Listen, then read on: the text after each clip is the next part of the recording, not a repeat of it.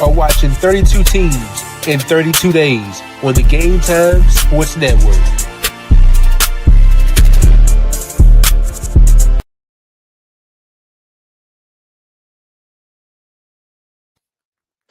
It's a great day, sports world.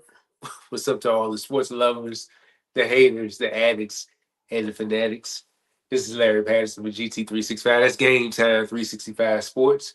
Right here on the GTSN, it's a Game Time Sports Network. Hey, man, I had to invade Raider Day. I had to bring a little orange and blue skies to the situation. How you doing today, brother? Welcome to your day, man. Hey man, it's the best day I done had all summer long right here. I've been waiting for this for what day we on there? Whatever day we on. Whatever day we on. Yeah, I've been waiting. So this is buckle up. This is gonna be a treat. It's gonna be some pure hate, rightfully so, because I did some hating the other day. So I only expect this to go both ways. So yeah, man, this is gonna be a good one. Uh, we got a lot to unpack with this team here. A lot of moves made in the off season. Uh, but let's run it back to last season real quick. This team 4-13, 0-6 in the division. Uh, Started 2-7, hit the bye week, and went 2-6 in the last 8 games. Missed the playoffs for the third year in a row. They had You had a quality win in the beginning of the season when you beat Baltimore, and I was like, I'm sitting here thinking to myself, I'm like, okay, you know, maybe Minshew at the time could, do it, wheel and deal is, do a little something. I ain't saying playoffs, but at least make it competitive. And it was competitive in certain games, whatever game you wanna call that. But ultimately, 4 wins on the season. Uh, Another disappointing season for the Raiders. How did last season go for you as a Raider fan? Looking, deep into the roster, you're that deep into the team. How did last season go for you as a fan? I had high hopes. Well, I'm not gonna say high hopes. I had hopes for a better 4-13 campaign than what we put on paper. Only because of the year before, we all know that Josh McDaniels got let go on Halloween, and Antonio Pierce picked up, and they fared pretty well in the games that they played. Beating the Chiefs and the Chargers, and in a couple games, and it was like, okay, all right, we may be on to something here with AP, a players coach. Go ahead. What was his final record in that season when he took over? Ooh, I'm not sure, but I know it was a 500 maybe. 6 5 and 5 6. I'm not really sure. We'll get that answer here in a second. I can't remember off the top of my head. It's so But much to that sparked the signing. right. So Okay. yeah, so that sparked the signing of Antonio Pierce. The contract never came out. What the terms were. Sometimes it was reported it could be a 2-year deal, 1-year deal. We don't know. People still don't know to this day. Only Mark Davis and Antonio Pierce know what that contract looked like. It couldn't have been much of a contract for them to let him go after 1 year, so it must not have been nothing. But yeah, as I was saying, you know, taking over from Josh McDaniels on Halloween and finished the season out strong, with some good opponents. We had some weird losses in there, but coming in as an interim coach, you getting thrown to the wolves, and this is your first time running a one of the team. He was a linebackers coach. So getting thrusted from a linebackers coach to a head coach that's two different ball games. So yeah, so going into 2024, I had some good feelings, but then again, I knew going in that, hey, when they had AP got the job and they hired Tom Telesco, because we all thought it was going to be our boy from I can't think of where he was coming from there, out of left field. But we ended up signing Tom Lesko, was the former general manager of the Chargers. We was like, okay, all right, this seems a little forced, as a GM. I think not Al Davis, Mark Davis wanted to go with the safer route. with the GM instead of giving a first-time GM a shot. So that was a little forced to me. And then, about some of the signings that we had all in the offseason, getting Christian Wilkins for 4 years, $110 million coming on from Miami to the defensive tackle spot. I thought that was a huge signing. Unfortunately, he got hurt, middle way through the season with I think it's a Liz Frank injury in his foot or whatever it could be. So he missed, extended period of time. I really thought him and Max was going to cause some terror on the defensive line, which they did show signs of it at the beginning of the year. That Baltimore game, they showed some signs because I think Max got out to Lamar that game. And then on the back end, we go get Gardner Minshew, because we didn't really have a quote unquote franchise quarterback, and they went out and signed Gardner Minshew to a 2-year, $14 million deal. And I was like, well, they signed him to a 2-year, $14 million deal. This $7 million a year. Hey, this is not backup money. This is starter money. So I kind of knew going into the season then that, okay, yeah, this could potentially go off the rails real quick. So going into the season, we have, like you said, we have that one win versus Baltimore was kind of shocking. We actually had to come back and win that game.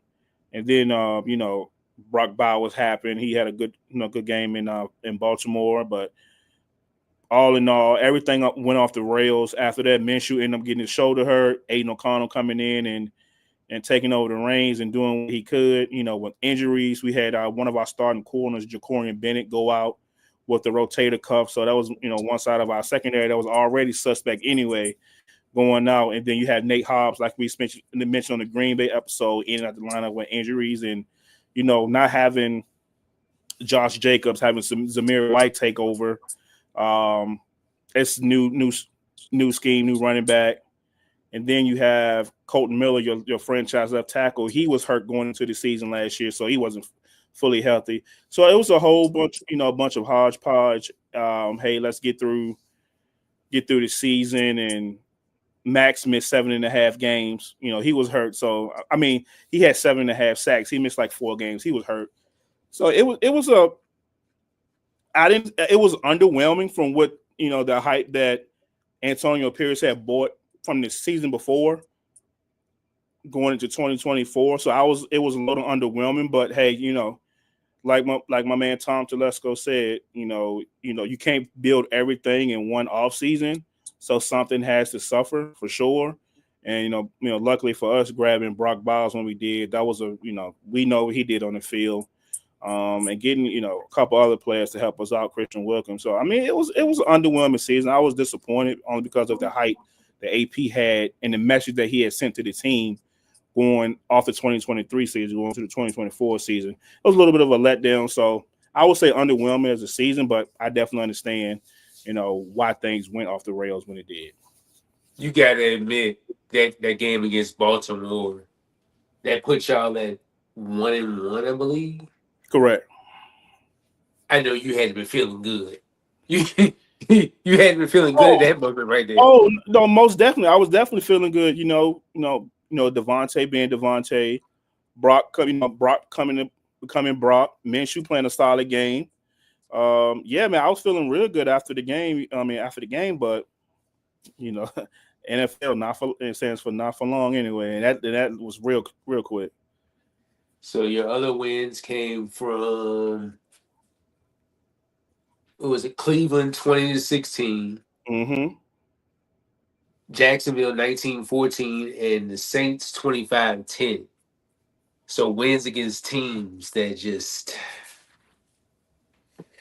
like, hey. There's a reason why those teams were picking where they were in the draft this year. They were all top 10 picks, top 10 teams. Cleveland picking 2, Jacksonville picking 5, Saints picking 9.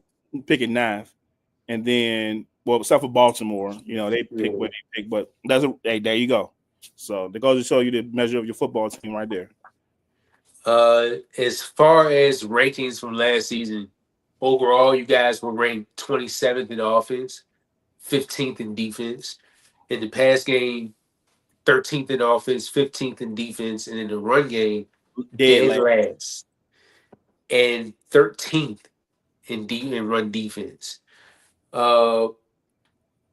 let's go to the stats real quick. Just real quick. Gardner Minshew was your leading passer. He played 10 games, started 9, 2,013 yards, 9 touchdowns, and 10 interceptions. Then Aiden O'Connell came in, 1,612 yards, 8 touchdowns, and 4 interceptions. Aiden O'Connell still one of those. He can still be a quality backup. I feel Yeah. like. Yes, he is a quality backup. And he can give you some of that. Hey, I'm out 2 or 3 weeks. You know how what's my guy name? He reminds me of him a little bit. That backed up Brady, Matt Castle. Remember that year Castle. Brady went out when his towards ACL when Bernard Pollard hit him, and then Yeah. Matt Castle came in and we had that 10-6 season, took him to the playoffs. I believe it took him to the playoffs. I don't think He they made the reminds. playoffs that year. I don't, they might not have made the playoffs that year, but I know they had a 10-6 record. Um, I with want Castle. to say it's 11-5.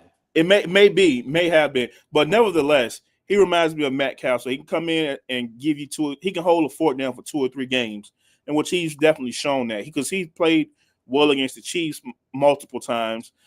Should have won a couple of those games if you ask me. So yeah, I think he's probably probably second or third best backup in the league as far as quarterback wise, in my opinion, humbly. Yes, I know I'm a Raiders fan, but I just feel like he's one of the top backup quarterbacks in the league. He's not going to give you much of mobility on the ground because he runs like he's stuck in the dirt. But he can move. He's good in the pocket. He's an accurate thrower. He just for some reason his role is defined as the backup. He doesn't have starter quality. He has spot starter quality, if that makes sense. He was 7-10 in his start as a starter so far in his career. In his early young career, he's 7-10. So, like you said, I think he can give you, just in case if Gino's out a couple games, he can give you, some quality snaps. Uh, as you spoke on, as we spoke on that run game that was dead last, Alexander Madison, 14 games, he started 7. He had 132 carries for 420 yards and 4 touchdowns, 3.2 per.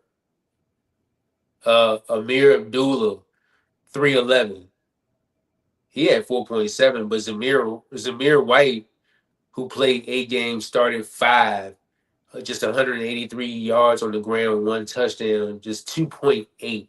Yeah, like Zamir White, everybody, was like, dang, Josh gone, Zamir that guy. But for some reason, it just never clicked with Zamir. Um, it just never clicked. Coming out of Georgia, being behind, you know how the Georgia running backs are. They're always good when they come out of Georgia. But for some for some reason, it just never clicked with Zamir. I don't know if it was a scheme that we were running or whatever it was, because we did change OCs in the middle of the year to Scott Turner after we let our boy go. I can't think of his name right now. I'm blank. I probably pissed off. That's why I can't think of his name. But I think it was a scheme issue, and he really didn't fit.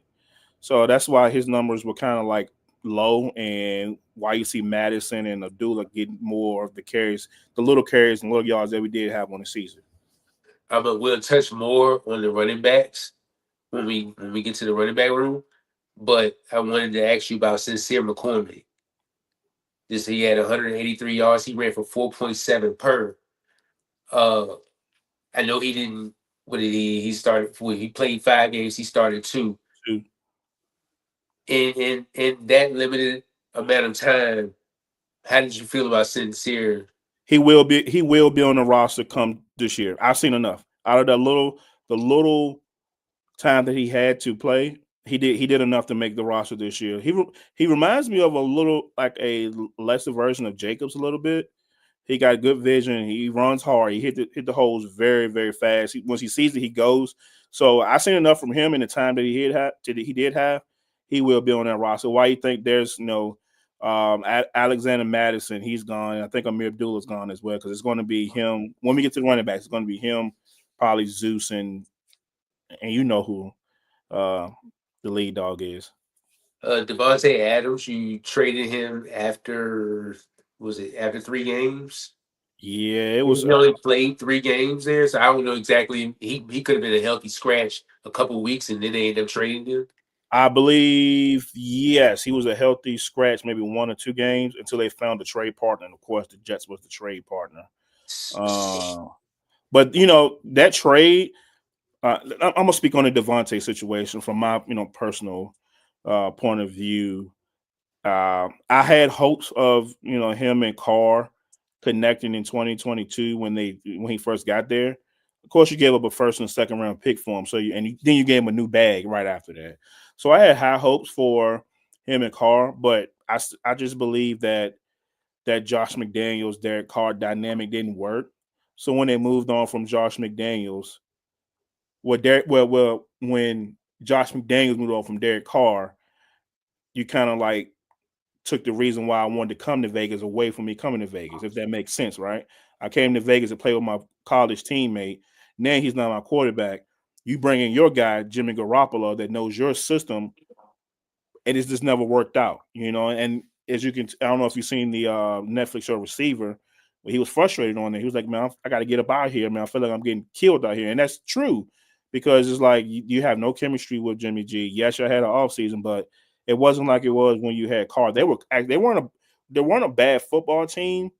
At least they had, because at that time we had Waller, Jacobs, Renfro, Adams. So that was a nice little core, a Yeah, nice little setup. And I want to say Jacoby Myers. No, maybe Jacoby won't there.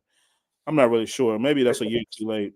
he might. I think he might have been with that team. He may have. He was with the team. Yeah, He was. So that's a nice little core. 1, 2, 3, 4, little punch. But Josh McDaniels being the team killer that he is, man, he know how to kill chemistry. And then AP tried to smooth the situation over and say things in the media to make him to appease Adams. But all in all, man, he wasn't happy there when he's making faces and moaning on the side, not moaning on the sideline, but pouting, and you very could tell he was disgruntled. disgruntled, frustrated. So you had to get him out there. So for Tom Telesco to fetch a third round pick for him, I wanted a little more because of the value that he still has at this moment right now. I feel like we could have got not a first, we probably got a second out the deal. But all in all, to get a third round pick for Devontae and get up off that money, and because the Jets got to pay him, and you see how it turned out with the Jets. I think it was a solid deal. People wanted more. Don't get me wrong. I wanted a second, maybe a 2 and a 4, but just for you to sell on the third, that's not bad compensation. And yeah, the experiment with Devontae just never worked out. I thought it was something real special in the beginning, but it just didn't work out. Yeah, so I mean, Kind of had me fearful at first when oh no, when it happened. I'm like, yeah, he's going to play with his college quarterback. Got familiarity with him. And then the Raiders already, they didn't. You already had Max, you already had Josh Jacobs at the time. So I'm like, I'm kind of nervous. yeah, But I mean, even though his time there, I mean, he killed my boy PS2, rated defensive he's player of not the ready game. yet. He's not ready yet. Oh And man. that was like, and don't get me wrong, man. Like when you watch the game, I watched the game. When he did that route, like he was faking to the post and came back to the corner on him, Oh and had my god. Oh. going the other way. I was like, "Woo, yeah, this might be get scary." But it just never connected. It never happened. And then so so once a Raider, always a Raider. I'm gonna root for Devontae, whether he with us or with the Jets or LA, whatever the case may be, because once you wear that jersey, it's a pride thing. And plus, he grew up in California, a Raiders fan. He wanted to play for the Raiders. He had a little picture floating around, flex his muscle with his little Raiders jersey on. So I mean, that was a cool moment. But yeah, man, that experiment it ran its course, and it was time to move on. And we're in a situation that we're in right now.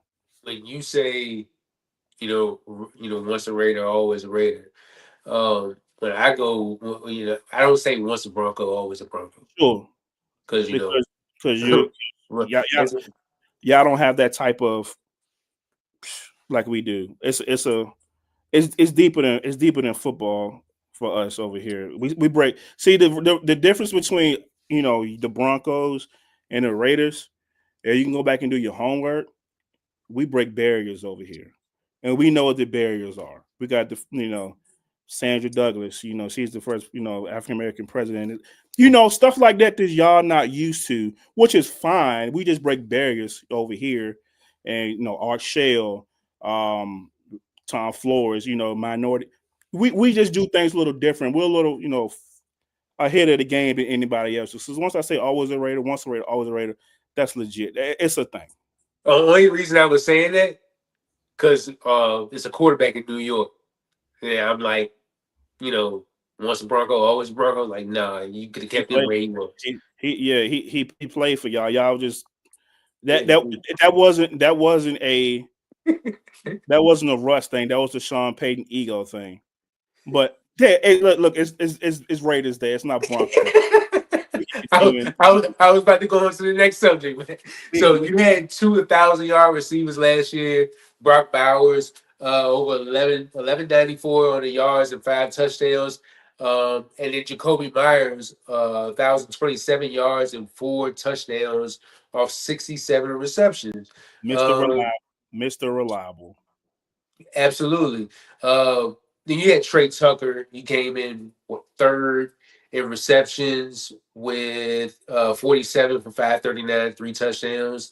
So he's going into this is his year 3 for him? Year 3 or 4? 3. Year 3. Year 3 for him. So he's still on that kind of that rookie deal. Talk about how you felt about the impact that Brock Bowers laid on the ground for this franchise. Well, I'm gonna be honest with you. We all know that 2024 draft, there were 6 quarterbacks that went before we picked. Now, anybody that Chargers fans, please reach out if you disagree. But you should know this. Me learning about Tom Telesco, he's always want to pick BPA, best player available, that's on the board. And there was a pod a few weeks ago that somebody asked him now that he can speak on it. Hey, was there any consideration of Michael Penix or Bo Nix at 13 or whenever they was going to pick? And he was like, nah, not really, because he had some intel that Denver was going to get Bo Nix, and the Michael Penix thing, Atlanta shocked everybody and picked him. So there was no opportunity to get a quarterback. So, with that being said, in Tom Telesco's history, he never trades. If you look at his drafts, he never trades up for anything. Like when he got Herbert fell in his lap at 6. You know what I mean? When he got Derwin James fell in his lap at 17, whatever pick it was. He never moves up for anybody. So that draft, I know everybody had Brock Bowers as a top 4 or 5 player in the draft, and for us to get him at 13, I think that was a steal. I know my boy, he's in one of my group chats when we made that pick, he was like, "Yo, you got a dog on your hands," and I was like, "Yo, I watched Bowers in school, but I didn't realize he was like that." If you see him, you're like, "Wait a minute, ain't no way this is a killer." Yeah. Like this, there's no way. But when you actually put the film and watch him in the big moments in the national championship games, you like, yo, he cannot be guarded. And when he gets in the field, it's Christmas. You know what I mean? And then you wonder if it can translate over to the NFL. And like, damn, it did. There was no question. That first game against the Broncos, you was like, oh yeah. No, the first game versus the Ravens, I was like, oh yeah. Or second game, oh yeah, this translates, because he was killing that defense like up and down. Like he was just doing his thing. So him being the flex tight end, he's a flex tight end. He can line him in the backfield, line him up in tight. He's like another slot wide receiver that has incredible moves. You know what I mean? So he was huge for us. What? I just thought of something. You can go ahead and continue. I just thought of something. So he was definitely huge last year for Gardner Minshew and Aiden O'Connell. Breaking records that were 50, 60 years old, man. First team All Pro. Some people voted him as the best tight end in the league in the second year in the league. I tend to agree with that, of course, because of what he did and with what he had. Look at the quarterbacks that he had to play with, and look at what he's doing numbers wise. And it's like, just imagine if he had Patrick Mahomes or or Joe Burrow or somebody that's a real good quarterback feeding him the ball. Imagine what those numbers would look like. You know what I mean? So let's imagine what he's going to do with Geno. Now, Geno's not the end all be all, probably a top half of the league quarterback. So imagine what he's going to do with Geno. And then you have Jacoby Myers that has a drop percent rate of like less than a percent. He's always reliable. We signed him to a 3-year, $33 million deal a couple years ago. So I expected him to be at the table knocking again to get another bag. But between them two, I think they held their own as being receiving entities. I just think that the other positions on the offense kind of held us back from getting where we need to get. Chip Kelly coming to this offense this year, and that's the reason why I made that face, because you got Brock Bowers and you got the receivers, and I'm like, Chip Kelly, the things that he can. Oh. Anyways, so that's what I'm saying. So I'm like, we all know the old Chip Kelly from his Oregon days, his Philly days, right? But he's not that Chip Kelly no more. He's hey, we're going to scheme some stuff up, scheme some run plays. And I've just seen what he did with Ohio State last year. Just imagine what he's going to do with, it could potentially get scary. It's getting a little warm up in here. Yeah, it's getting a little hot up in here, man. It could potentially get scary out there with, him being the OC and Pete Carroll being the head coach. But I always, and I got a little tidbit for you. My dog going crazy there in the background. I got a little tidbit for you. I truly believe, and I could be way off base here, only because I'm a Raiders fan, that Chip Kelly's the coach in waiting. I think he's the one going to take over for Pete when it's done. I firmly believe that. I can see that. Everybody may say, hey, it's one of his sons is on the staff. Yeah, I believe he's an offensive line coach. Offensive line coach. But I truly believe that Chip Kelly is the coach that's going to be in waiting. And I got another conspiracy theory, too, about a certain prospect in the 2027 NFL draft that I want to see in Vegas, too. But, and his cousin is our quarterback, Jeremiah Smith, but we ain't going to talk about that. That's 2 years in a row. I can see that kind of happening, too. If that happens, let's you in the orange and blue. Let's hope that don't happen. Let's touch on the defense real quick. Max Crosby, as you said, 7.5 sacks in just 12 games. Right. Adam Butler, 5 sacks. Caleb Chason, 5 sacks. I believe he left as well, right? Yes, Caleb Chason left as well, but I'm gonna say something about Caleb Chason. Hey, he might have failed as a first round pick at his first stop, but he was a great pickup for us last year. He came in and did his job, and I'm happy he went and got a bag wherever he went. So I'm shout outs to wherever you're at, Caleb Chason. Thank you for coming in for your service and helping Max out on the opposite end. Tyree Wilson, 4.5 sacks. We done had conversations about it. Mm-hmm. I got something to say. When we get the players to watch, earmark him. As far as tackles, Robert Spillane, another one that bounced out. Trayvon Moore, he bounced too, I believe, right? Carolina, and Spillane went to New England. Correct. So 2 of your leading tacklers are now out the door. You still have Isaiah Polamalu. You know who cousin that is, right? It's Troy Polamalu cousin, right? Samoan, It's in his blood. Samoan dynasty in the NFL with the safeties. I wonder, is Hufanga kin to them too? I'm not sure. I wouldn't be surprised. But he had 89 tackles with 57 solos. So as far as interceptions, Jack Jones led in interception. I believe he bounced as well. Yeah. So a lot of turnover with this team, and then like Trayvon Moore and Robert Spillane, also 2 interceptions. That second on the team, but they left as well. So let's let's go to the key additions and the key departures, which we're gonna have a lot to talk about. That key additions, we talked about Geno Smith. Did you know that Geno has the sixth most wins in the league since becoming a starter in 2022? Mm, He's 43. He's 40-43 record overall, and he's 27-22 in Seattle as a 3-year starter. mm.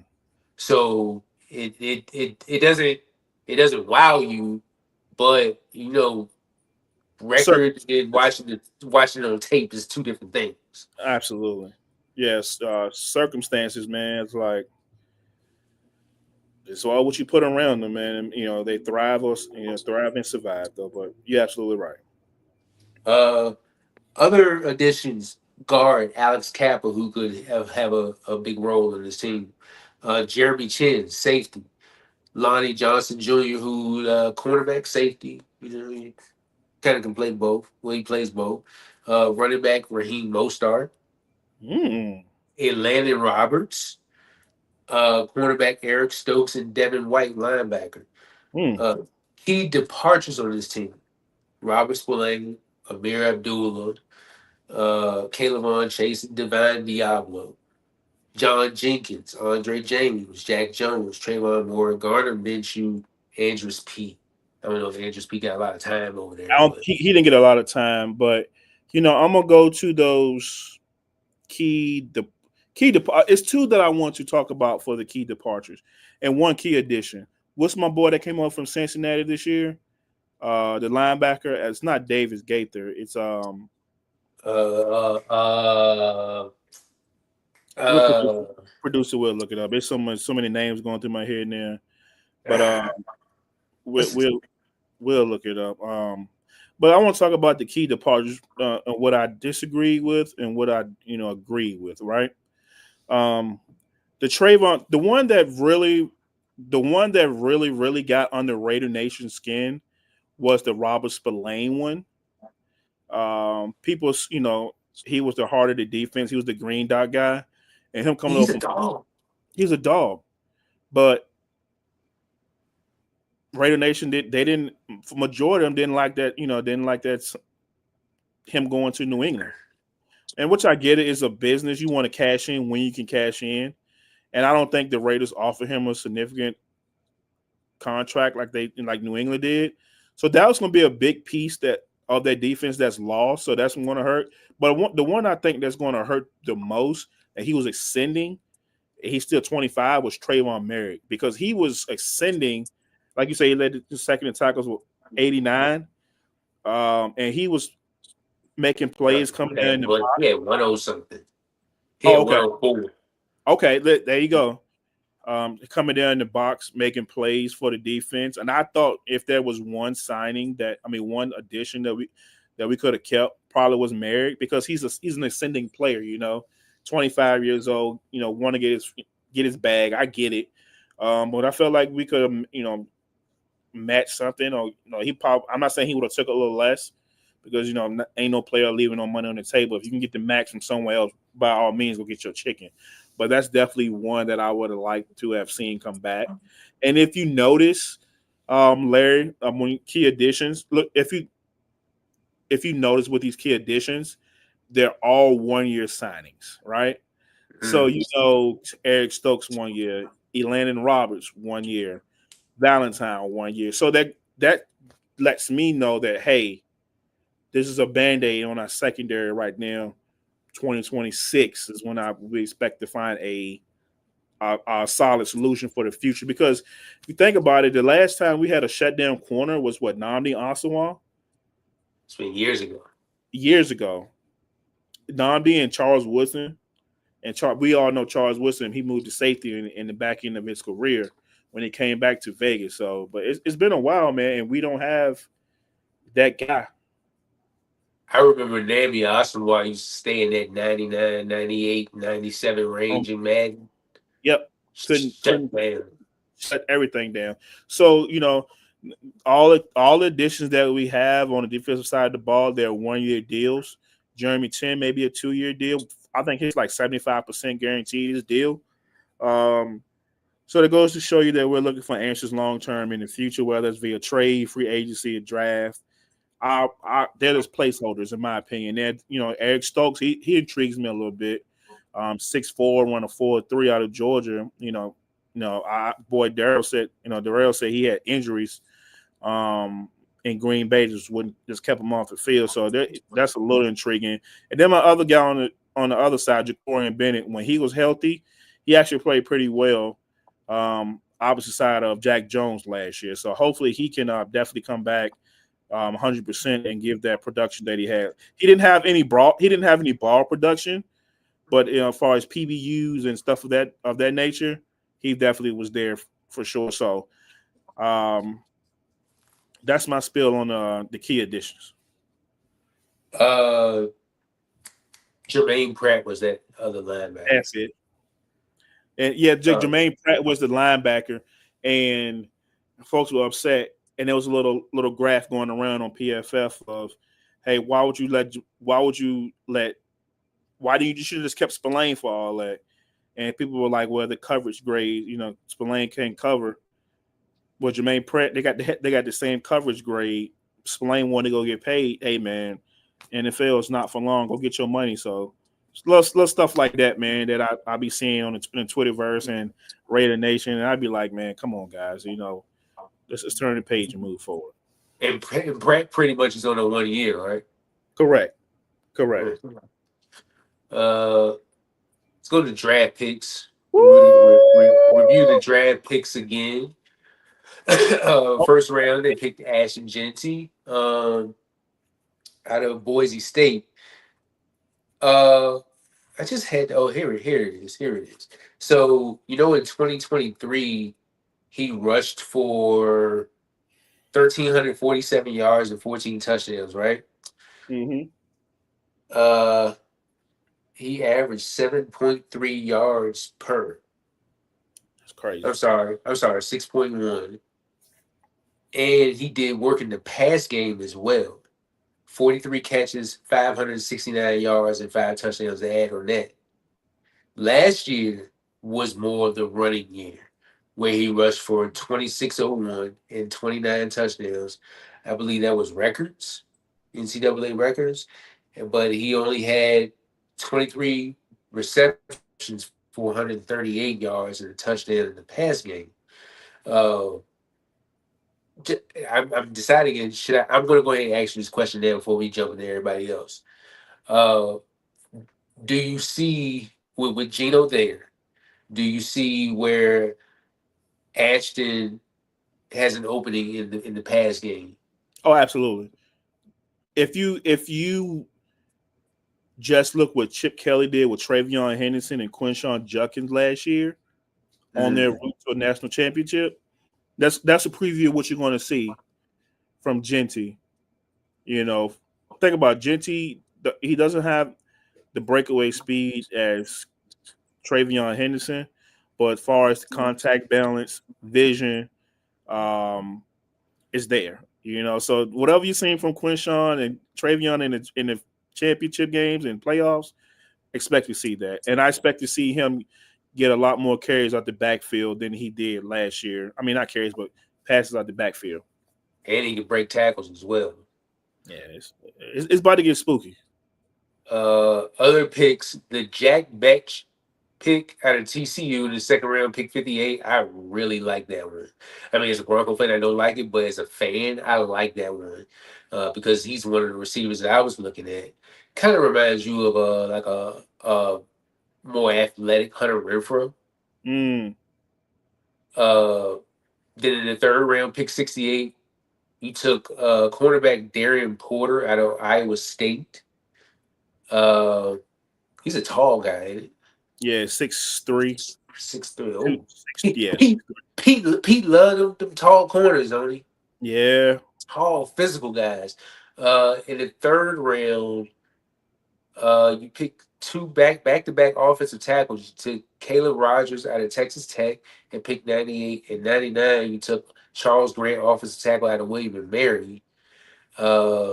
we'll talk about them more when we get to the trenches. Fourth round, he had two fourth round picks, pick 108. Wide receiver Dante Thornton out of Tennessee, pick 135. Defensive tackle Tonka Hemingway out of South Carolina. In the sixth round, pick 180. You took J.J. Pagais out of Ole Miss. And also in the sixth round, pick 213, you took quarterback Tommy Mellett out of Montana State. I'm hearing that he could be like a weapon, kind of. Yeah, he's converting to wide receiver. Okay, so that's another potential. We'll see what happens with that. Uh, I got to Just see think his size too. just think of Julian Edelman. I'm gonna let you have that. Okay, okay. Um, in the sixth round, pick 215, you took quarterback Cam Miller out of North Dakota State. And in the seventh round, Cody Lindenberg, linebacker out of Minnesota.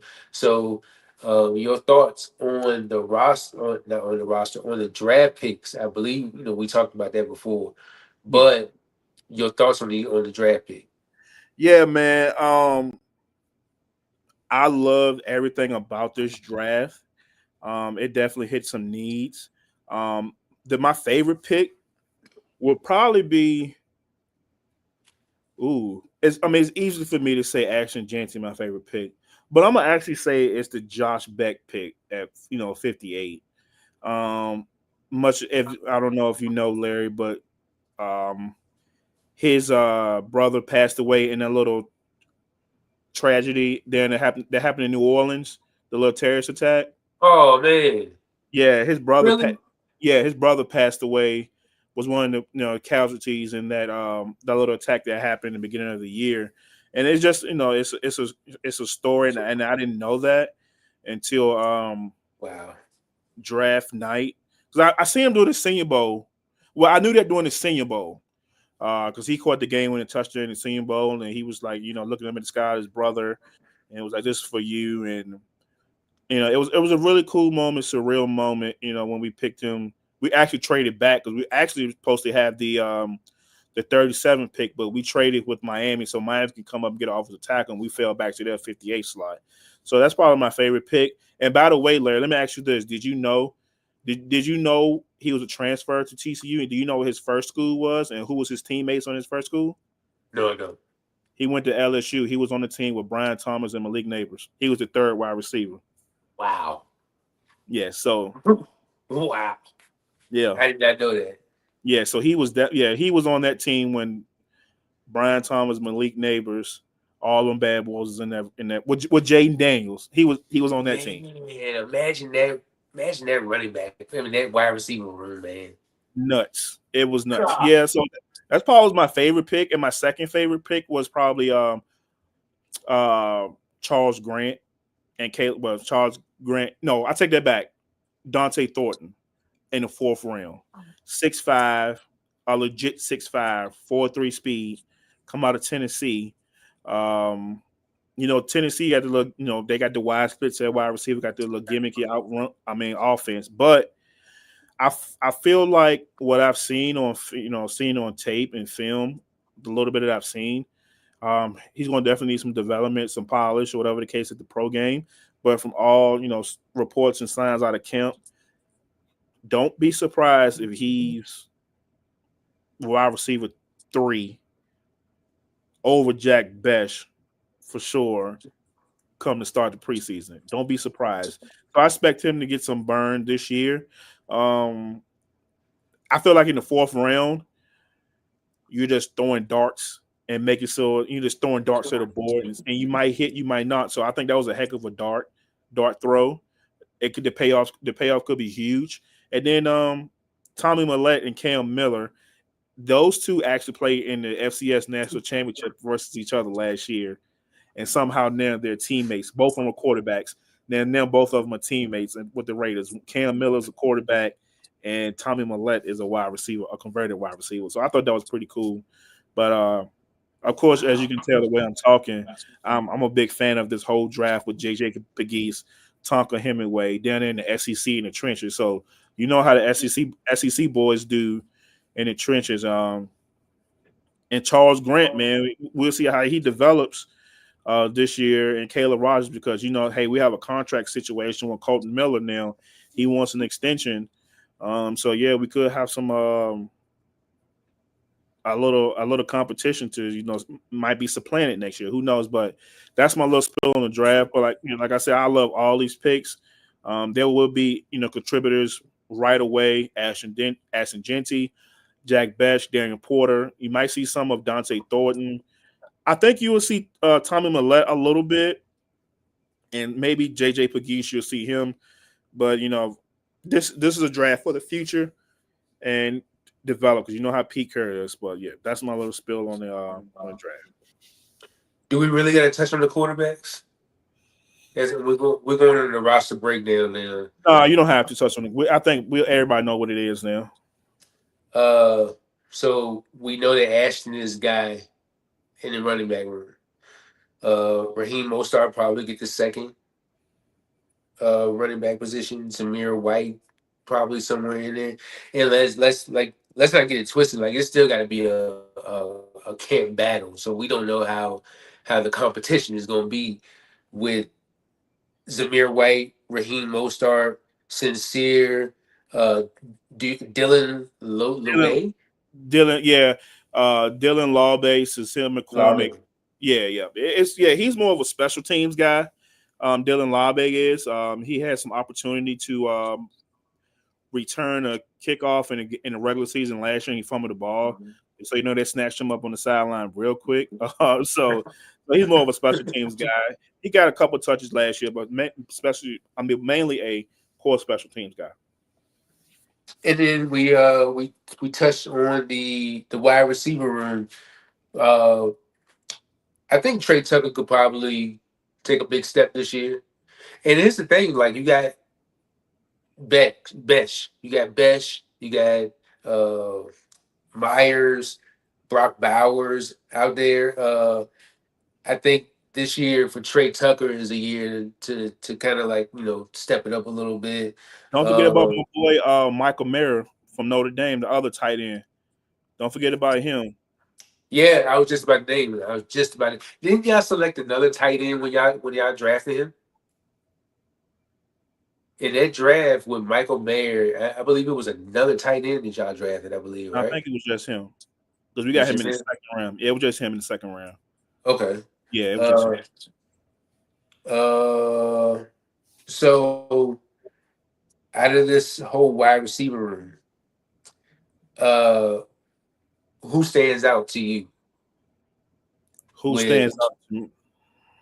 With Jack, with Trey, I know, Jacoby, of course, but then these other guys like and you know better than I do, whether they special teams guys, this Alex Bachman, you got Zachary Franklin, Shedrick Jackson, Ketron Jackson, Colin Johnson, who I believe has been in the league for a veteran. Out of Texas, yep. Kyle Phillips. The name sounds. I think he was at Tennessee. He was a Titan. I believe. Yeah, that sounds familiar. Keyshawn Smith, Dante Thornton, who you just spoke on. Which one of these guys you feel like could crack that 53? What surprised you the most?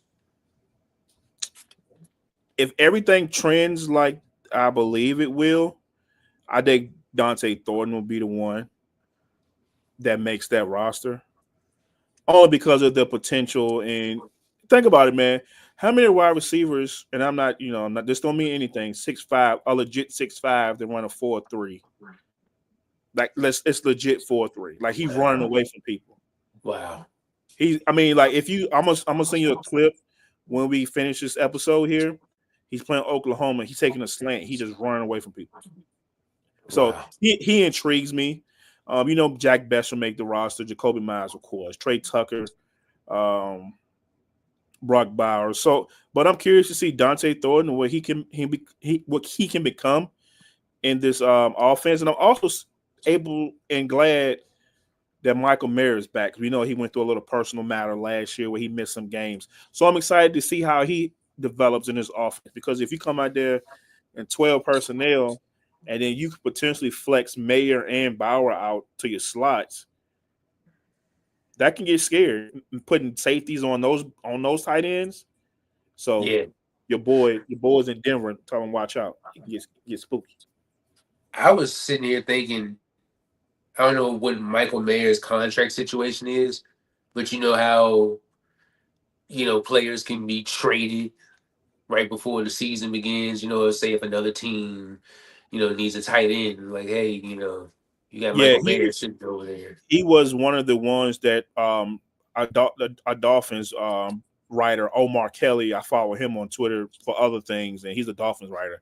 And he had floated out the potential that the Dolphins might be interested in Michael Mayer. This is before the Darren Waller thing and all that. So he was floated out there, but the Raiders came and shut it down and said, "No, we're not trading Michael Mayer." So So, in other words, you feel really good about about the tight end room. oh, I love our tight With those two. because because Michael Mayer being a second round pick when he came out a couple years ago, he could have been a first round pick, but the board dictates otherwise. And then Brock Bowers, him being him, so you will see Brock Bauer jerseys this year, Ashton Jensen jerseys this year. You will see all of those jerseys. So I'm really excited for this tight end room because everybody's going to be putting attention on Bowers, rightfully so. So Michael Mayer, here's your time to shine. And think about this, man. The last two, when the last time? Now I'm not saying this for sure, but this has the potential. Remember that Gronk and Aaron Hernandez duo? Deadly.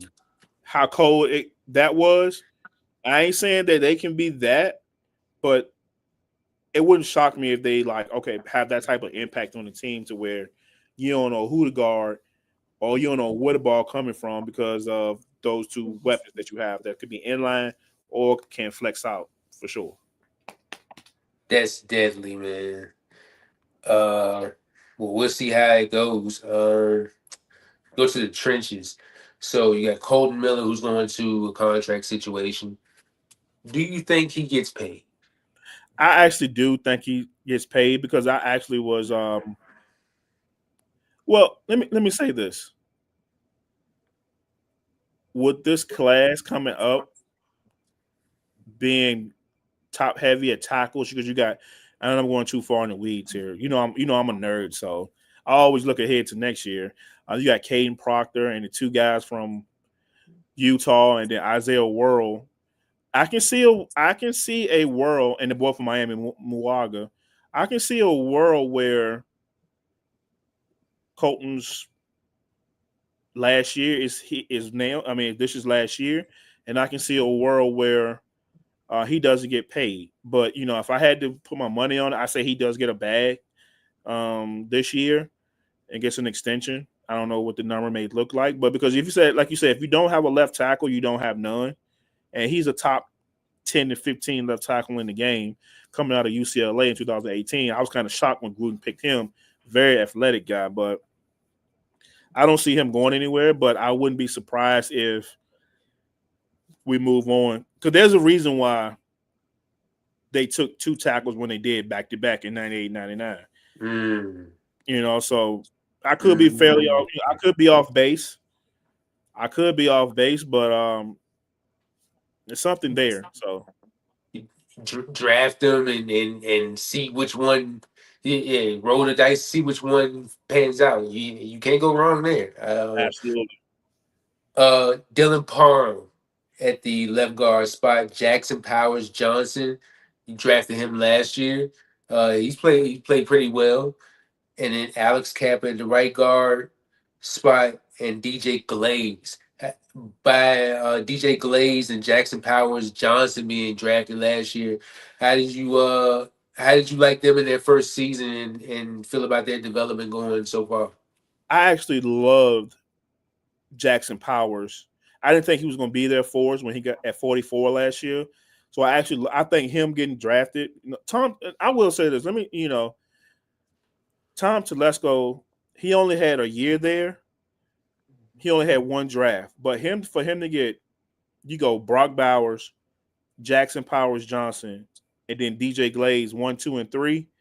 those are three. That's three starters on your offense right there, two in the trenches. So he did an outstanding job, when he was with us last year, and I don't want that to not go noticed. I know Raider Nation know that it was short lived, but I think he did an amazing job. I like DJ Glaze a whole lot. He was a rookie, got thrust into the fire because of my boy Thayer Munford. He went down with some injury, so DJ Glaze was thrown into the fire. He played pretty well. Had some issues with penalties and holding calls in the season, but that's expected for a rookie. Jackson Powers Johnson, it was inevitable that he was taking Andre James' spot because they tried him out at guard at first, but that just didn't work out for him, so he ended up sliding to center. So he that's his natural spot. And that's why Andre James is with the Chargers now, because we have a center for the next 10 years. He reminds me of, how Creed Humphrey took over from Old Bull in Kansas City. I feel like that's happening right here with us. You have an old veteran that's been in the league for a while, and the young rookie come in, slide in, and just take over. So I really do love those two picks for us. Now, the one that scares me a little bit and everybody's a little shaky about is Dylan Parham. That's why you see the Alex Cappa signing and the Jordan Meredith signing, because there could be some flexibility there with one of those two start and Dylan Parham's on the outs. That remains to be seen. So all in all, this offensive line is fairly young. If you add Dylan Parham and with Jackson Powers and DJ Glaze, along with Charles Rogers and Rogers and Charles Grant, Caleb Rogers, I apologize, and Charles Grant. It's a pretty young line. And then I think it all sets up perfect to where,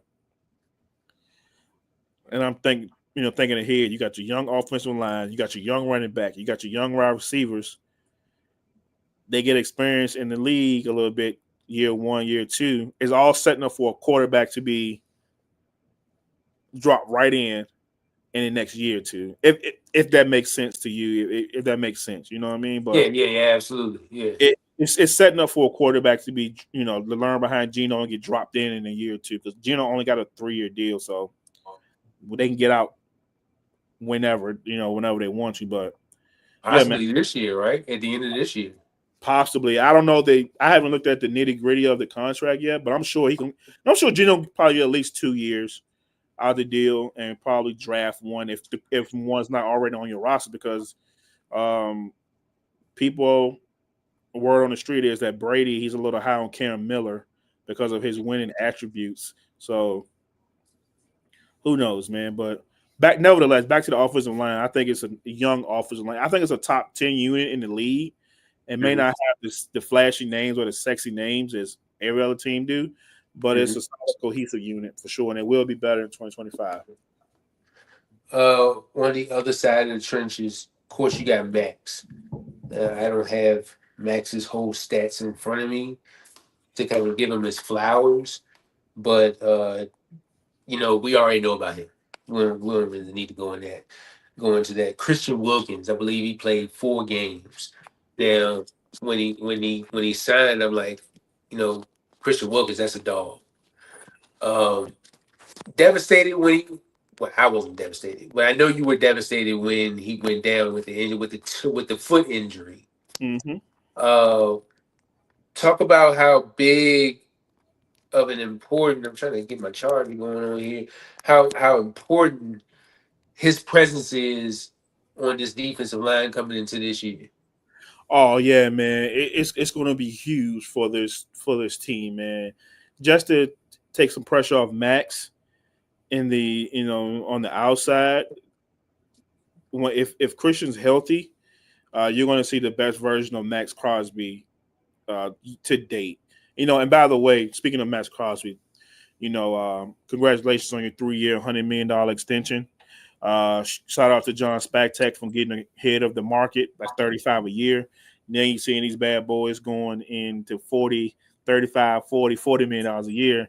Hey man, that's a heck of a deal if you ask me, man. You got to get them. You be ahead of the market, and I thought they were smart by doing that, and showing the team and the players that you're for real about building, because we all know Spytek came from Tampa Bay under Jason Light, and he drafted Tristan Wirfs, Antoine Whitfield, Carlton Davis, you know, So all those. he already got that championship pedigree. So he knows what it takes, man. You know, for him, kudos for him to get ahead of the market on Max. They take care of him. I thought that was major.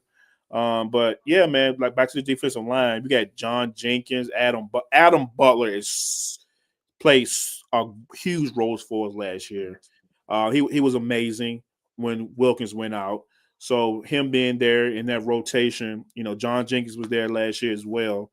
And then we had Tyree Wilson that played a little bit at defensive tackle and in rush downs. I think he, you know, was coming along, but I expect a little more out of him this year because it's a money year from him. So all in all, the defense, you know, it didn't stay healthy a full 16 games, 17 games, but you know, the defensive line has the potential to wreck some stuff. Oh, by the way, we got Malcolm Kuntz that's towards ACL back in 2023 that didn't play last year. He's coming back on a 1-year deal, $12 million. And you see what he did when he played the Chiefs on Christmas Day. He was a problem. So third round pick out of Buffalo a few years ago. Yeah, man, I'm excited. I was about to ask you who was going to be that Robin to Max Crosby on the other side, because you know with Malcolm Coons coming off of the injury, you know, then he didn't play last year. You said he got signed. Um, you know how coming back from these injuries is not guaranteed that you're going to be, you know, at 100% health.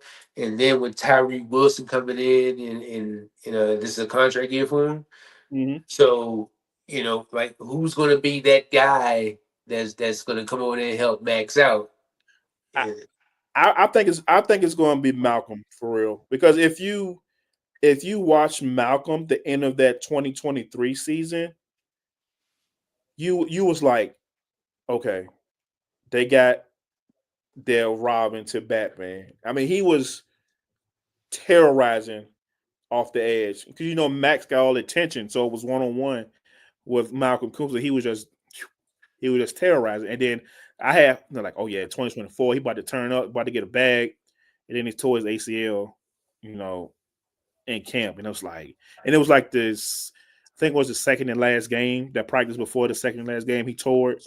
So he was like, yeah, he's not coming back. And like the defensive line wasn't fully healthy as well because Christian went out, Malcolm missed all of last year, and believe it or not, the Josh McDaniels and Dave Ziegler, they draft. First of all, they drafted Tyree Wilson a couple years ago, and they knew that he wasn't healthy when they drafted him. But mm, but but he had a foot thing. But the doctors checked him out, and it was like, okay, yeah, he's going to be all right from this. But think about it, 6'7", 265, 285. wow. Yeah, that's yeah, so it's like, and I think this maybe his gonna be his second year fully healthy, because you know when you're a rookie and you hurt, you know you're not really getting no chances to ball out anyway because you ain't ready for the league. So I think last year he got his foot wet a little bit. He had a full healthy season, and I think this year the light bulb. I believe when we go to players to watch, he's gonna be one of them. By the way, the light bulb's gonna go off because he gave you some interior pass rush and he gave you some outside pass rush as well. So he's one of those guys that I'm like, okay, the light bulb may go on for him this year. Yeah, other guys you have according to this depth chart, you got Charles Snowden back there too, who came from UVA. And I feel Mm-hmm. like a nice good depth piece. Absolutely. You know, even if Tyree doesn't step it up at least for this year, you know, on certain snaps, hey, he could bring that. You know, He said he um, has to save a couple games for us. The little games that we did win, he saved a couple games for us last year. So yeah. See, you know, role players come out good too. So, going to the linebacker room, Jermaine Pratt, who was signed, I want to say about a month ago. Landon Roberts, Tommy Itchenberg. You got Devin White behind him. You got Cody Lindenberg. How you feel about the linebacking group? um, That's probably one of the groups I'm like I got a little bit of little bit of a concern there. Other than Landon Roberts, I know Landon Roberts been breaking, Yeah, but don't none of those guys. Maybe Jermaine Pratt only. Maybe Jermaine Pratt and Elandon Roberts. Well, I'm gonna say Jermaine Pratt. Elandon Roberts. He doesn't do anything for me. I'm not sure how he fared in Pittsburgh. hard If we hitter. got, yeah, if I got Steelers guys can chime in if they're seeing this, let us know how Jermaine Pratt did. I mean not Jermaine Pratt, but Elandon Roberts. Devin White, he doesn't do anything for me anymore. Um, he had his heyday back in, I told you that COVID Devin White was the best Devin White I ever seen in my life. Eichenberg out of Ohio State. This is second or third year. So he's good depth piece. But yeah, the linebacker room doesn't, inspire me a whole lot. But that's not that's not the position on the defensive side of the ball that scares me the most. I think we're going to talk about that next. So cornerback right now, you got Jacorian Bennett, Darian Porter, Mello Dotson. I didn't know y'all had Mello Dotson on your team. Mm-hmm. Woo.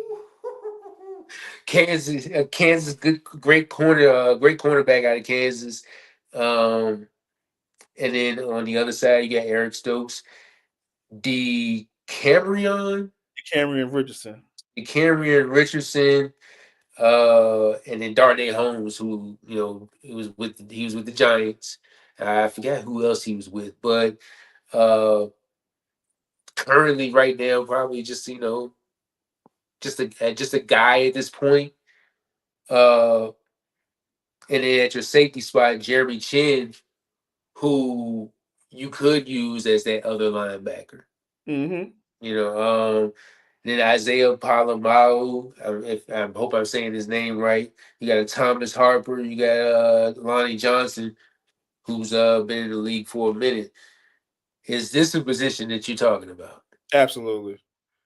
Absolutely. Only because they're young pups.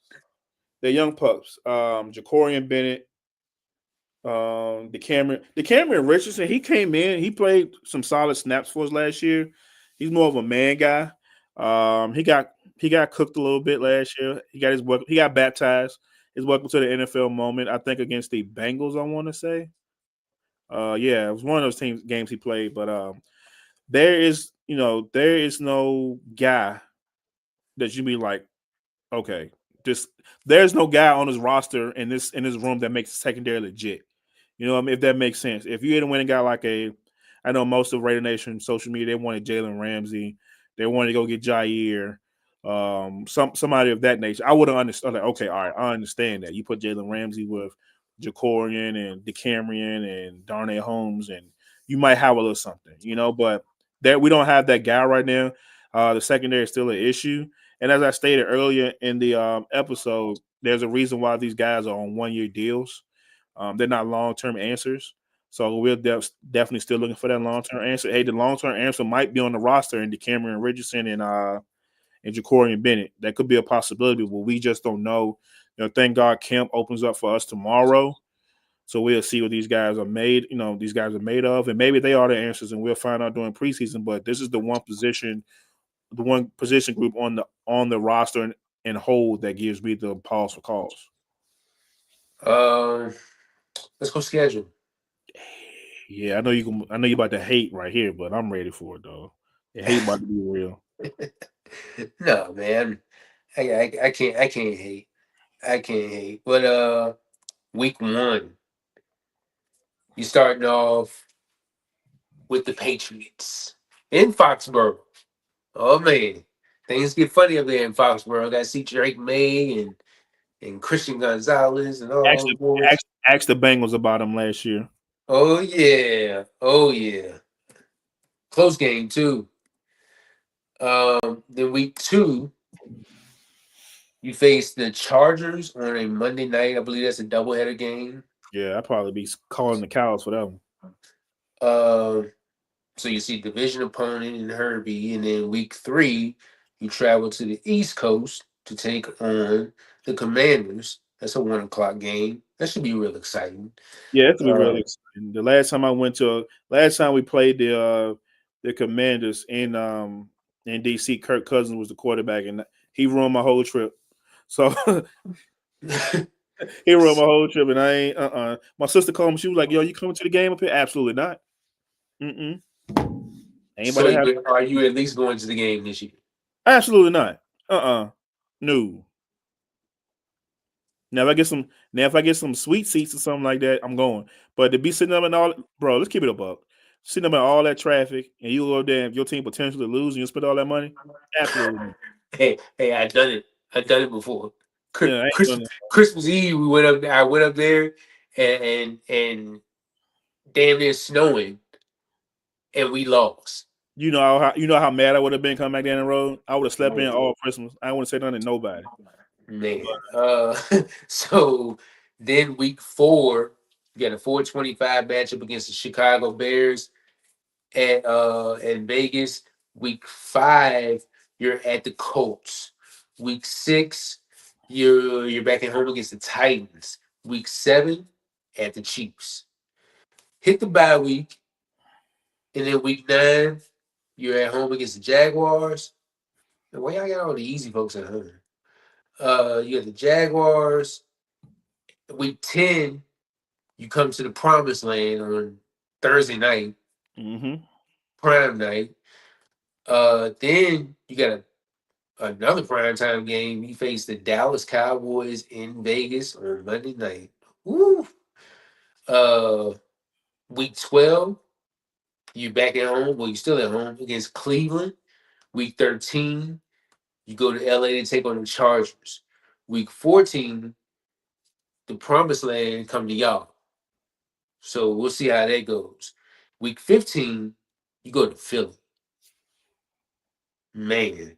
Week 16, you go to Houston.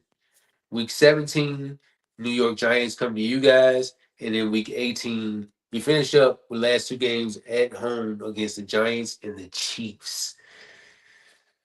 Uh I see some wins in there. I don't see that tough of a schedule, but I do see those games where it's like, yeah, I don't see that going y'all way. And the ones that I see that, yeah, it's not going y'all way, definitely the Philly one. And I'm gonna put it to you like this: with Geno as your quarterback now, I'm looking at Patriots, Chargers, Commanders, Bears, Colts, Titans, Chiefs. I'm just saying, hey, that's anybody's game. You know what I'm saying? And then you come off the bye week, you got the Jaguars, you got the Broncos, which I mean that could still go flip a coin No, because we you ain't know flipping no coin with the no, Broncos. you seriously flip a coin because you know we play each other pretty tough, you know. Anyway, so We had a damn year last year. Whatever. We'll get back to our sweeping of sweep, oh sweep, yeah, sweep. we did sweep. And then Dallas. So you got CD and George. Then you got Cleveland, the Chargers again, Broncos again, Eagles. I can't see it. I can. Explain. I mean, almost okay. I'm gonna give it to you. Like, who's not to say that Pete hasn't put a battery in his team back? You know what I'm saying? I'm not saying they're gonna blow them out by any chance, but there's a path to them winning and beating the Eagles for sure. Because which version of Jalen Hurts are we gonna get? Who will be? Is AJ Brown gonna be mad sitting on the sideline reading a book again? Who knows? Like, who knows, man? But yeah, I can see us getting that game. I'm just happy that we get the Chiefs early October. We ain't got to go to Kansas City in December with icicles on our nose, and I'm glad we get them early. You know what I mean? Get them out the way. Um, but I'm gonna be honest and fair about the schedule.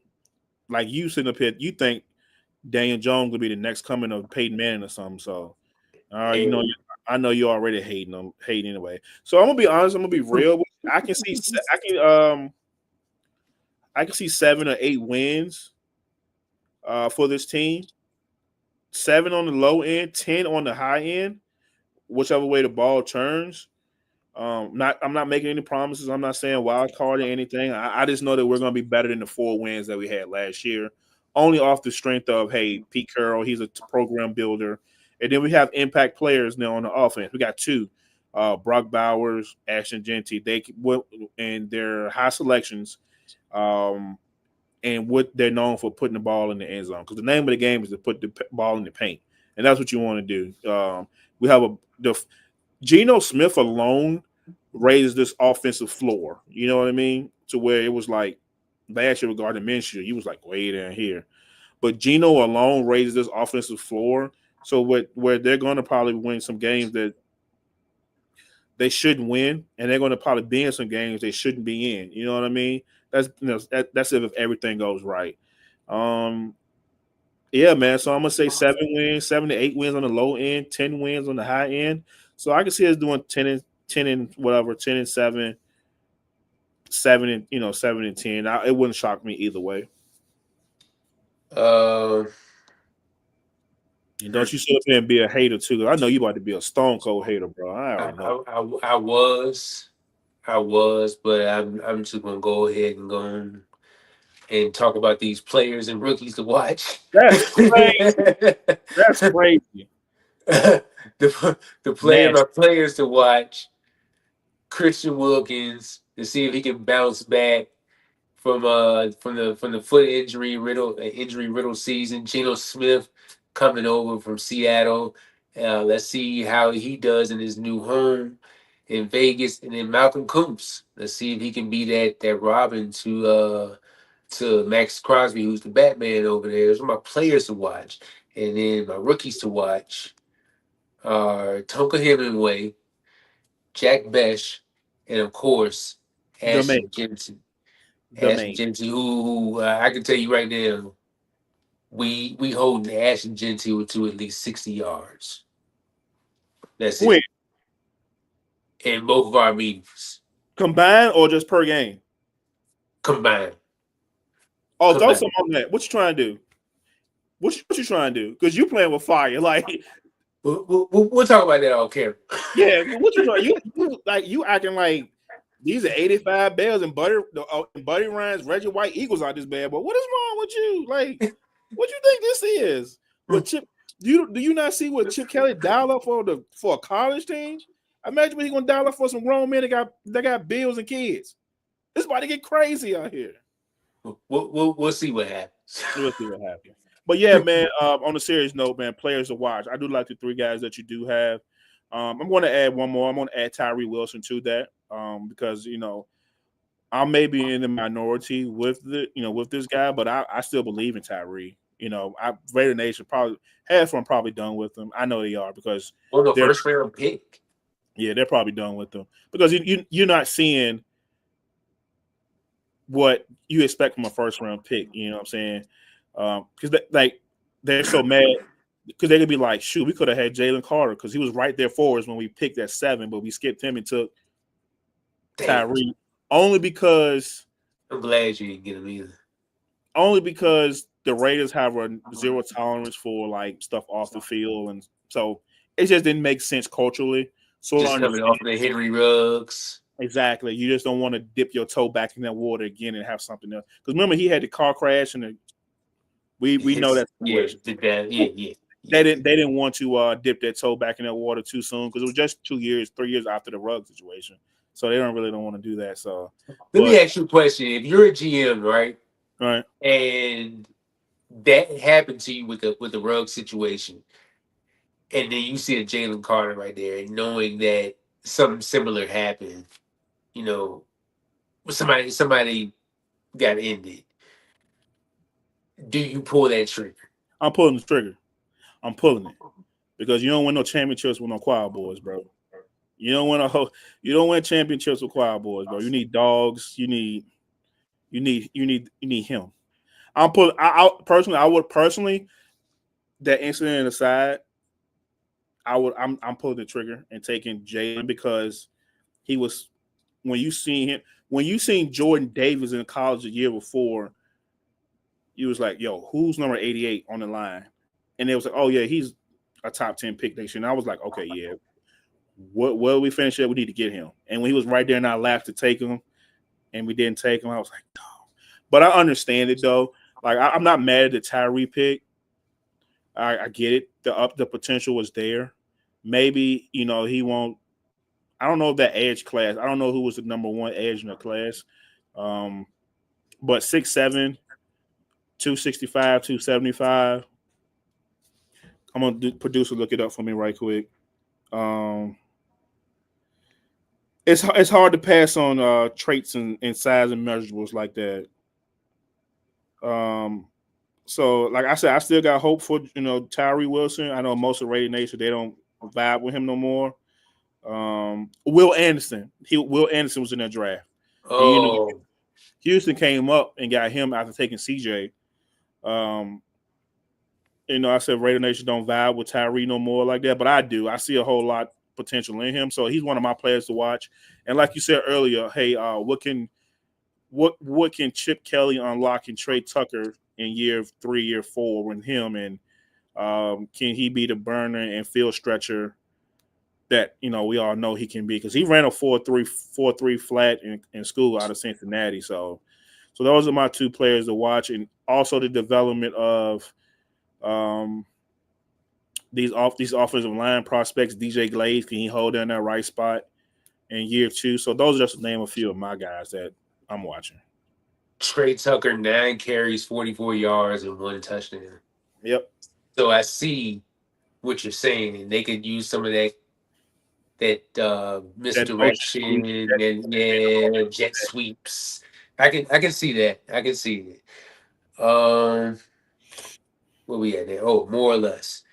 So obviously, quarterback somewhere else. Well, what did Gino have? Because we just 20 touchdowns, 21 touchdowns, 15 interceptions.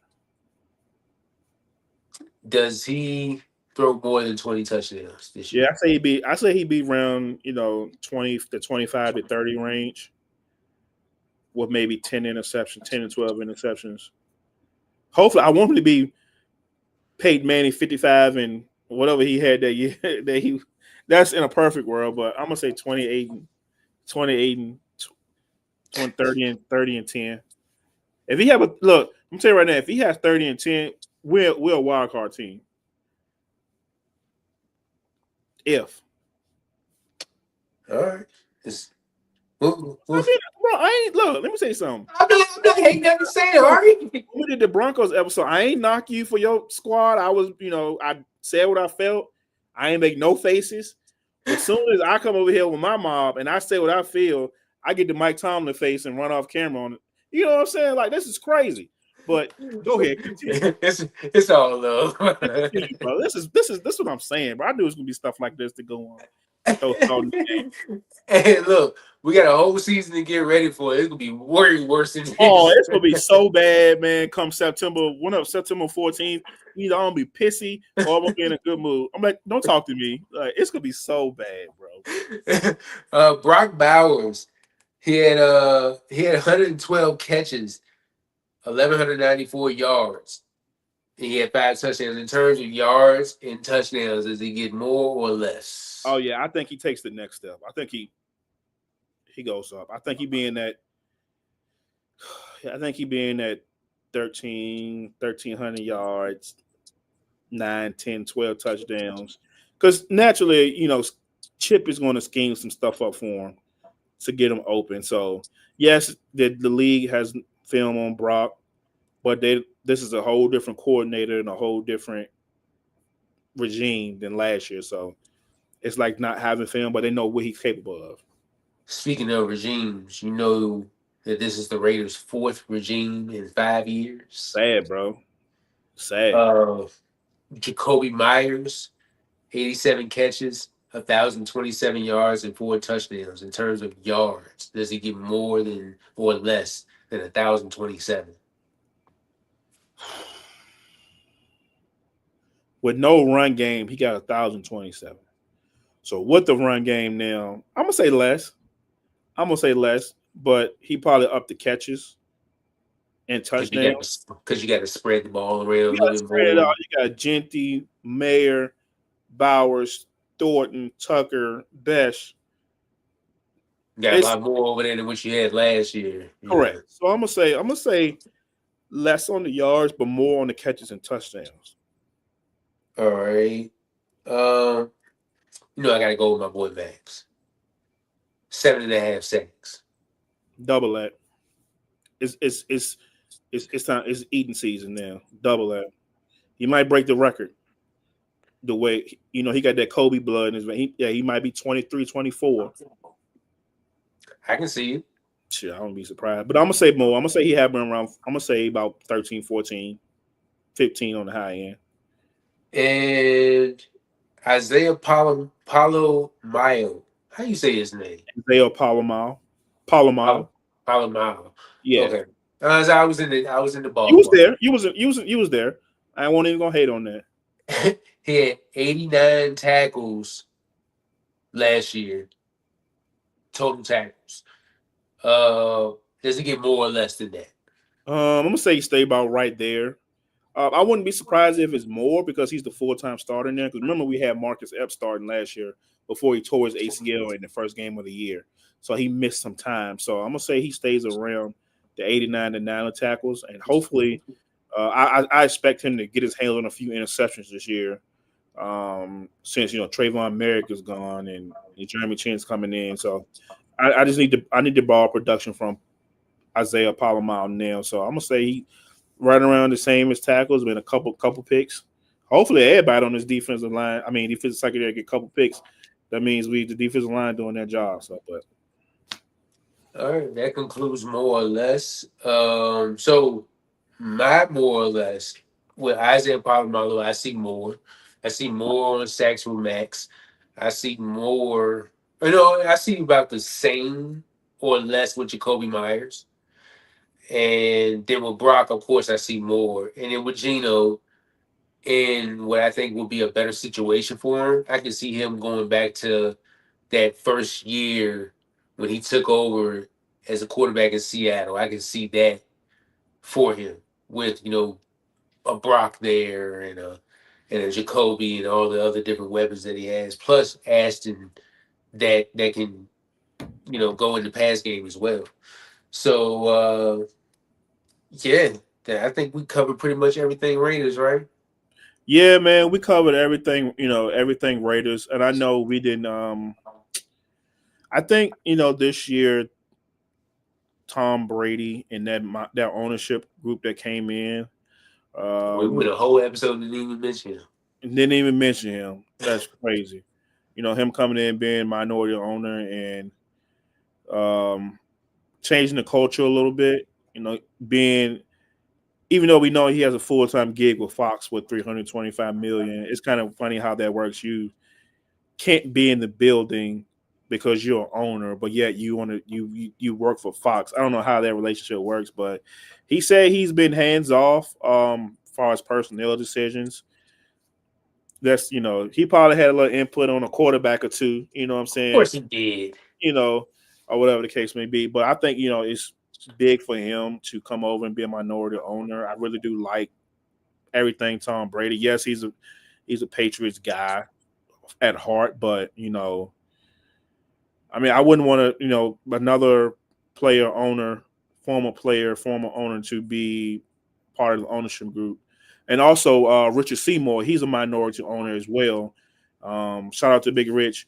He was played for the Raiders back during the dog days years when people were just coming to Oakland to collect checks and retire. He's a minority owner as well, so I want to shout out him. Thank him for being a part of the organization. Yeah, man, I'm just excited, for the future of this team. Um, I'm excited for the AFC West. It's going to be a whole lot better. This division will be. And I don't think no team is going to be a pushover this year. I don't think the Raiders are going to be a pushover this year. I don't see us finishing last. I know who's going to finish last in that division. And he's on the other side of the screen right beside me. They're going to finish last.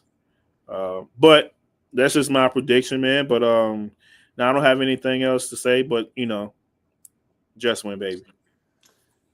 Best case scenario, I see this team borderline wild card. I see them winning more than 4 games.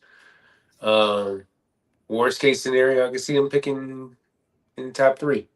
If we pick it in the top 3, and you don't want us picking in the top 3, I promise you that right now. Because if he's got us picking in the top 3, and you know the quarterbacks is coming on next year, especially if one come out from Texas, and we pick it in the top 3, you don't want that. You don't want that. So stop saying stuff you don't believe. That's all I'm saying. We shall see. We shall see what happens. Good night, everybody. Iman, you got anything else? Nah, man. Tomorrow we're just gonna, the South. NFC AFC South, we're attacking tomorrow, starting with the NFC South teams. You'll find out when I post it. For everybody else too. But thank you for everybody that's liking, sharing, commenting, subscribing. Big thank you. Thank you to Amon again, being the special guest on your team. You know, you hear every day, but your team, you have no idea how much it pained me to do this episode. But we got through it, man. We made it through it, man. You should see I was gritting my teeth through the whole Broncos episode. I'm sitting like this. But respect and respect. Yeah, man, just NFC South tomorrow. And I know a couple of NFC South fans, and they will be looking at these division by division breakdowns tomorrow. So I'm interested to get the feedback, especially from the Falcons and Saints fans. They probably gonna cook me, via text message or phone call, but I'm looking forward to it, man. That's all I got for tonight. Yeah, man, that's it. Everybody have a good night, and until then.